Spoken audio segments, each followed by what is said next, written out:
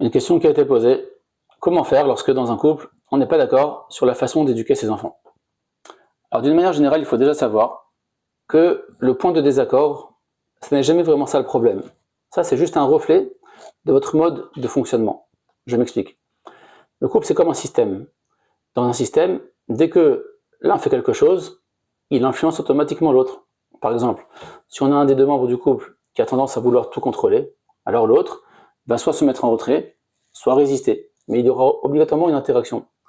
Lorsqu'il y a un conflit, le conflit, c'est votre langage, le langage de votre couple, la façon dont vous fonctionnez, la façon dont vous essayez d'aller aux limites de l'autre pour voir comment vous allez interagir.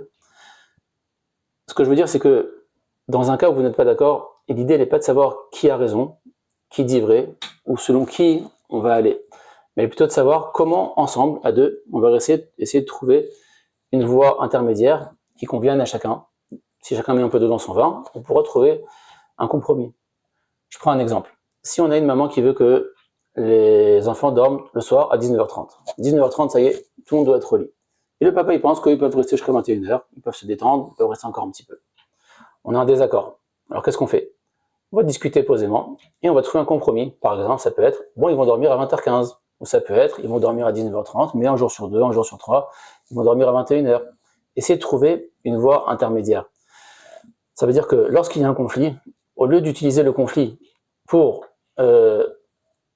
casser le couple, pour tirer le couple vers le bas, au contraire, utiliser ce conflit comme un tremplin pour aller de l'avant, pour renforcer le lien et pour faire qu'ensemble, malgré les différences, on réussisse ensemble à trouver une solution, à trouver un compromis et à se renforcer. Un couple solide, un couple qui se construit, c'est pas un couple dans lequel il n'y a pas de désaccord, mais c'est un couple qui utilise les désaccords pour se renforcer.